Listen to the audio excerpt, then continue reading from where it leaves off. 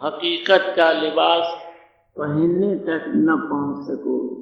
تو گندگی کی بات ہو رہی تھی کہ اب یہاں گندگی کے کیا معنی لیے جائیں۔ ظاہری مذہب رکھنے والا گندا دل ہوگا۔ ظاہری مذہب کی تشریح ہو چکی، ابھی عرض کر چکا۔ گندا دل ہوتا ہے معنی اس کو یہ کبھی بھی توفیق نہیں حاصل ہو سکتی کہ اس میدان تک پہنچ جائے اور وہاں کچھ دیر بیٹھ سکے، کم سے کم 3 گھنٹہ متواتر۔ 3 گھنٹے کی ایک شرط ہے کہ اس میدان میں متواتر بلا کسی خیالی رکاوٹ کے میرے خیال کے اس میدان کے اندر موجود غیب اور شہود کے بیچ کے اس میدان میں، جس کو مقام قلب کہتے ہیں، وہاں بیٹھا ہوا ہے۔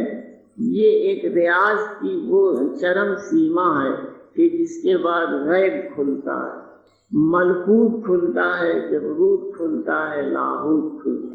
10 منٹ، 20 منٹ، آدھا گھنٹہ، 1 گھنٹہ، 2 گھنٹہ اور پھر 3 گھنٹہ، اس طرح سے بڑھتے بڑھتے توفیق حاصل ہوتے ہوتے 3 گھنٹے تک اگر پہنچ گیا ہے تو یہ کہا جائے گا کہ اب وہ حقیقت پانے کے لائق بنا۔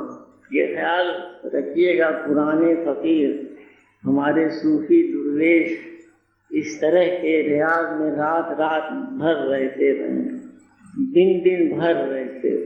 تو جب باطن کے اندر وہ صفت سوکھ گئی، جو باطن پانے کے لائق بناتی ہے، تو دل گندا ہو گیا۔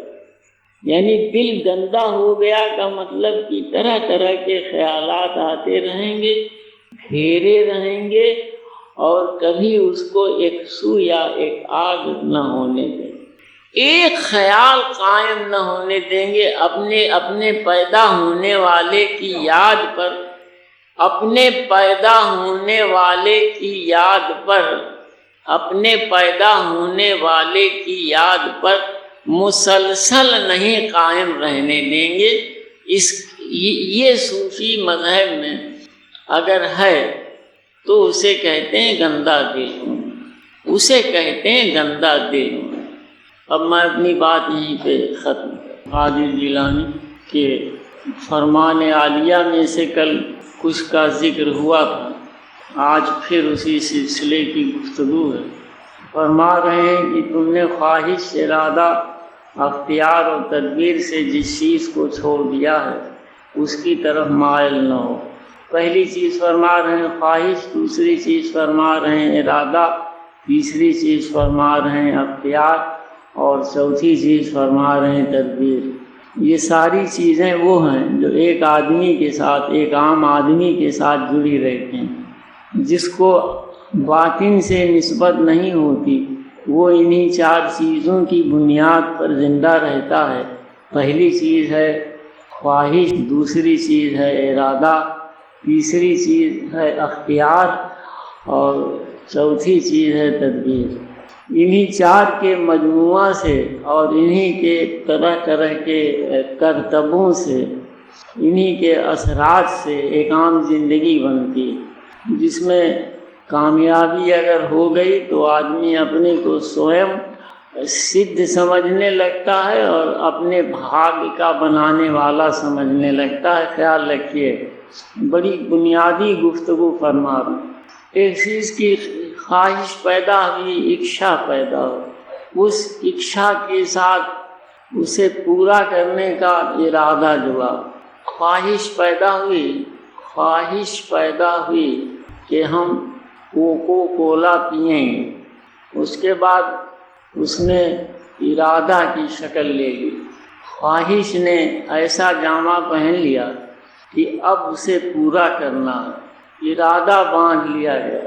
اس کے بعد اس ارادے کے ساتھ اختیار کام آیا، اپنا ادھیکار کام آیا کہ ہم اٹھ کے جائیں گے، کسی دکان تک پہنچیں گے، جیب میں پیسے ہوں گے، اس سے کوکو کولا خریدیں گے اور پئیں گے۔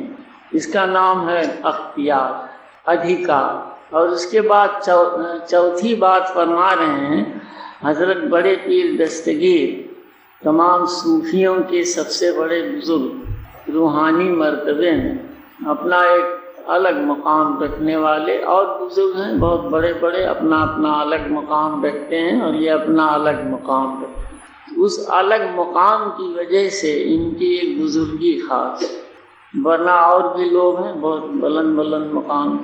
تو آخری چیز فرما رہے ہیں تدبیر، کہ اب اتنا کچھ پانے کے لیے تدبیر کرنا پڑے، جہاں سے جائیں وہاں تک جائیں، اس راستے سے گھومیں ادھر سے نہ جائیں، وہ راستہ اچھا نہیں، وہ دکان بہت دور ہے، جہاں اچھی چیز ملتی ہے اور واقعی جگہوں میں اصلی نہیں ملتی، نقلی ملتی ہے، اس راستے سے کچھ خطرہ ہے، اس راستے سے گھوم کے جائیں، اس راستے تو کتے بہت گھومتے ہیں، ان سے بچنا ہے، ان کتوں سے بچنے کے لیے ہاتھ میں کوئی ڈنڈا لے لیں، چھڑی لے لیں۔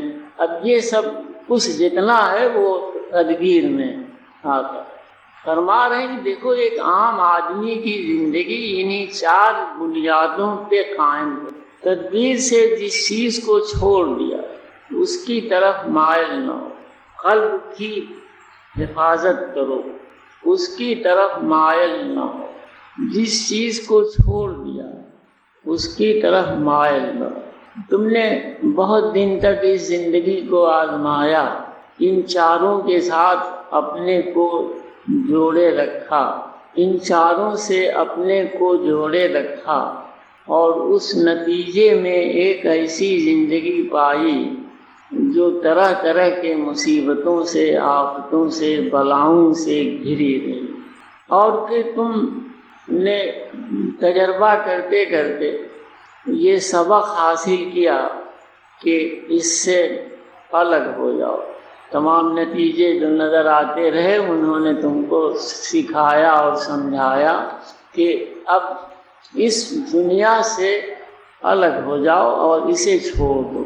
تو فرما رہے ہیں کہ جب تم نے یہ ارادہ کر لیا ہے، شرط ہے کہ تم نے ارادہ کر لیا ہو، تو فرما رہے ہیں کہ اب ادھر پھر مائل، ادھر پھر دھیان مت دینا کہ پھر دوبارہ لوٹ کے پہنچا۔ ایک دفعہ پھسل کے آئے، کچھ دن دوسری دنیا کی ہوا کھاتے رہے، اور پھر ارادہ بدل گئے، اسی جگہ پھر لوٹ کے پہنچ گئے۔ تو ایک طرف سے دوسری طرف اگر جست لگا گئے ہو، کود گئے ہو، تو پھر دوبارہ واپسی کا ارادہ مت باندھنا۔ اور اس کے لیے ایک بڑا قاعدہ بیان کر رہے ہیں کہ اپنے قلب کی حفاظت کرنا، قلب کی حفاظت۔ اگر تم نے اپنے قلب کی حفاظت کی تو اس زندگی میں جس سے کہ تم نے جوڑ رکھا کامیاب ہو جاؤ، اس زندگی میں جس سے کہ تم نے جوڑ رکھا ہے کامیاب ہو جاؤ گے اگر تم نے قلب کی حفاظت کی۔ اور اس قلب کی حفاظت کے سلسلے میں طریقے بیان کر، قلب کی حفاظت کس طرح کرو گے۔ میں کل، اگر جو لوگ موجود رہے ہوں گے انہوں نے سنا ہوگا، میں نے کل قلب کی ڈیفینیشن بیان کی، اب یاد ہو تو صحیح، اب نہ یاد ہو تو صحیح۔ تو قلب کی حفاظت کس طرح کرو گے، اس سلسلے میں طریقے بیان کر رہے ہیں کہ بلا نازل ہو تو صبر رضا کے ساتھ حق سے جڑے رہو، اس ریئلٹی رکھنے والے سے اپنے کو جوڑے رہو۔ جب کوئی بلا نازل ہو تو صبر اور رضا سے کام لینا، غم سے نہیں، غصے سے نہیں، جھنجھلاہٹ سے نہیں، چڑچڑاہٹ سے نہیں، بکواس کر کے نہیں، ذہن خراب کر کے نہیں، بلکہ طریقہ بیان کر رہے ہیں کہ صبر سے کام لینا اور رضا سے کام لینا، یعنی کچھ مدت کے لیے جس حال میں رکھے اس حال میں رہ کے خوش رہنا۔ اس کا مطلب ہے رضا پہ قائم رہنا. اور صبر کرنے کا مطلب ہوتا ہے امید رکھنا کہ اس کے لیے بہتری ضرور اترے گی، اتاری جائے گی، اور اتنی مدت تک انتظار کرنا، کسی ایک مدت تک انتظار کرنا بہتری کے اترنے کا. اس لیے کہ ہر رات کے بعد اس کی صبح ضرور آتی ہے، ہر رات کے اندھیرے کے بعد اس کی صبح ضرور آتی ہے. اس بات کا خیال رکھیں. صبر کرنے کے معنی یہ ہوتے ہیں کہ امید رکھنا کہ ان مصیبتوں کے بعد بہتری ضرور آئے گی، اور ایک مدت تک انتظار کرنا رضا کے ساتھ اپنے پروردگار سے جڑے ہوئے، اس کی طرف دھیان باندھے ہوئے، اس کی بندگی میں خود کو لگائے ہوئے، بلا کسی شکوہ شکایت کے، بلا منہ بگاڑے ہوئے، بلا جھنجھلاہٹ کے، بلا کسی غم اور غصے کے، نہایت سکون کے ساتھ، انسانی طریقے کے ساتھ انتظار کرنا اندھیری رات کے صبح ہونے کا. اور دوسرا طریقہ بتا رہے ہیں کہ اللہ کے سامنے گیند کی طرح بن جاؤ. یہ سارا طریقہ قلب کی حفاظت کے سلسلے میں بیان ہو رہا ہے. میں قلب کی حفاظت کروں، اس کے طریقے بیان کیے جا رہے ہیں. میں پھر دھیان دلوا دوں آپ لوگوں. لمبی باتیں ہوتی ہیں تو پچھلی باتیں بھول جاتی ہیں، ذہن سے نکل جاتی ہیں. اب دماغوں میں اتنی طاقت نہیں رہ گئی ہے، ڈالڈا کے دماغ رہے ہیں کہ وہ تمام باتوں کو اپنے اندر سمیٹ کر رکھ سکیں. اصلی بھی کہاں کھانے کو ملتا ہے. تو دوسرا طریقہ بیان کر رہے ہیں، دوسری ترکیب بیان کر رہے ہیں. اللہ کے سامنے گیند کی طرح بن جاؤ. اللہ کے سامنے گیند کی طرح بن جاؤ. گیند خاموش رہتا ہے، کوئی شکوہ شکایت نہیں کرتا. پیر سے ادھر مار دیا گیا، ادھر چلا گیا، پیر سے ادھر مار دیا گیا، ادھر چلا گیا، اچھال دیا گیا، اچھل گیا، گرا دیا گیا، گر گیا. بہت سی حالتیں بالکل گیند کی طرح زندگی میں پیش آنے والی. تو فرما رہے ہیں کہ اپنے پیدا کرنے والے کے سامنے گیند کی طرح، پرم پتا پرمیشور کے سامنے گیند کی طرح بن جاؤ. اگر تم نے اس کو خوش رکھا، اپنی باتوں سے، اپنے کچھ کہنے سننے سے اسے تکلیف نہیں پہنچائی، تو وہ اپنی تمام مرضی کر لینے کے بعد تم کو ایسے مقام پہ پہنچا دے گا. وہ اپنی تمام مرضی پوری کر لینے کے بعد تمہیں ایسے مقام پہ پہنچا دے گا جہاں ٹھنڈک ہی ٹھنڈک ہو، سکون ہی سکون ہو. سورگ کی زندگی، بہشت کی زندگی اسی کا نام ہے. اور اگر تم نے منہ بنایا، منہ بگاڑا، اس کو طرح طرح سے کوسا، اس کو بھلا برا کہا، تو اس کا کوئی نقصان نہ ہوگا، اس کا کچھ بگڑے گا نہیں. تم اپنا ہی نقصان کرو گے، خود بگاڑو گے اور اس سے اپنے کو دور کر لو. تمہاری طرف جس توجہ سے، جس لگاؤ سے دیکھنا چاہیے تھا اس طرح سے نہیں دیکھے گا. تمہاری ایک عام پرورش ہوتی رہے گی جیسے ہر مخلوق کی ہوتی ہے، لیکن خاص پرورش کے تم حقدار نہ رہ جاؤ گے. تم خاص پرورش کے حقدار نہ رہ جاؤ. وہ پرورش جس میں نہ تیز دھوپ ہے، نہ آنچ ہے، نہ سلگن ہے، نہ دھڑکن ہے، نہ کسی طرح کا بھٹکاؤ ہے، نہ کسی طرح کا الجھاؤ ہے. ایک سیدھی راہ پر چلنا ہے جس میں صرف ٹھنڈک ہی ٹھنڈک ہے، سکون ہی سکون. اوم شانتی شانتی شانتی. دوسری بات بتائی کہ اللہ کے سامنے گیند کی طرح بن جاؤ. نہلانے والے کے سامنے مردہ کی طرح بن جاؤ۔ نہلانے والا یعنی پیر مرشد، گرو، کوئی کامل گرو آسمان سے جڑی ہوئی شخصیت ہو، اس کے سامنے مردے کی طرح بن جاؤ۔ اپنی زندگی کا ثبوت اس کے سامنے دینے کی کوشش مت کرنا، ورنہ وہ تمہاری طرف دھیان نہیں دے گا، باطن سے دھیان نہیں دے گا۔ ظاہری طور پر دھیان دے دے وہ بات الگ ہے، لیکن باطن سے دھیان دینے کی نعمت تم نہ پا سکو گے اگر تم نے کوشش کی اپنے کو اس کے سامنے زندہ ثابت کرنے، اپنی رائے دینا، اس کی رائے کے سامنے اپنی رائے دینا، اس کی رائے کاٹنا، اپنی رائے منوانے کی کوشش کرنا، اس نے جو راہ بتائی ہو اس پہ نہ چل کر کے اپنے من کی، اپنے پسند کی راہ پہ چلنا، جس طرح سے اس نے ذکر، فکر اور دھیان اور مراقبہ بتایا ہو اس طرح سے نہ کرنا، بلکہ جو اپنی سمجھ میں خود اپنی سمجھ میں آوے اس طرح سے کرنا۔ یہ اپنے کو اس کے سامنے زندہ ثابت کرنا ہے۔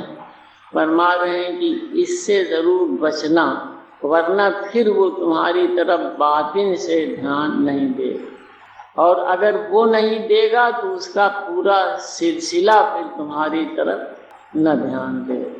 اگر وہ دھیان نہیں دے گا تو اس کا پورا سلسلہ پھر تمہاری طرف دھیان نہ دے گا۔ اس کے بعد فرما رہے ہیں اسی قلب کی حفاظت کے سلسلے میں آگے کی بات بیان کر رہے ہیں کہ اللہ کے سوا جو کچھ ہے سب سے اندھے ہو جاؤ، اللہ کے سوا جو کچھ ہے سب سے اندھے ہو جاؤ، اللہ کے سوا جو کچھ ہے اس سب سے اندھے ہو جاؤ۔ ایک خاص بات بتاؤں کہ مذہب عشق کے وحدت الوجود میں اللہ کے سوا کچھ بھی کائنات میں موجود نہیں ہے۔ اس پرم پتا پرمیشور کے سوائے کچھ بھی کائنات میں موجود نہیں ہے، اس کا خیال رکھیے گا۔ وہی تنزیہ میں بھی ہے اور وہی تشبیہ میں بھی ہے۔ تنزیہ کہتے ہیں بے صورتی کا مقام، اور تشبیہ کہتے ہیں صورت کا مقام۔ مذہب وحدت الوجود یا مذہب عشق صوفیوں کا یہ بتاتا ہے کہ وہی تنزیہ میں بھی ہے اور تشبیہ میں بھی۔ اب ہم اپنے مذہب وحدت الوجود کے مطابق حضرت بڑے پیر دستگیر کے فرمان عالیہ کا مطلب سمجھیں گے کہ غیر خدا ہم کچھ نہ دیکھیں، جب بھی دیکھیں اسی کو دیکھیں۔ یہ ABCD XYZ اس طرف ہمارا دھیان کسی حالت میں نہ جائے۔ خود وہی بولتا ہے جس کو صدا دیتے ہیں، خود وہی بولتا ہے۔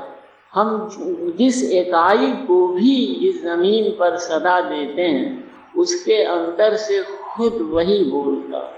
جس اکائی کو بھی ہم، یہ بکھری ہوئی اکائیاں، ہم جسے بھی صدا دیتے ہیں، جس سے بھی مخاطب ہوتے ہیں، اس کے اندر سے خود وہی بولتا ہے۔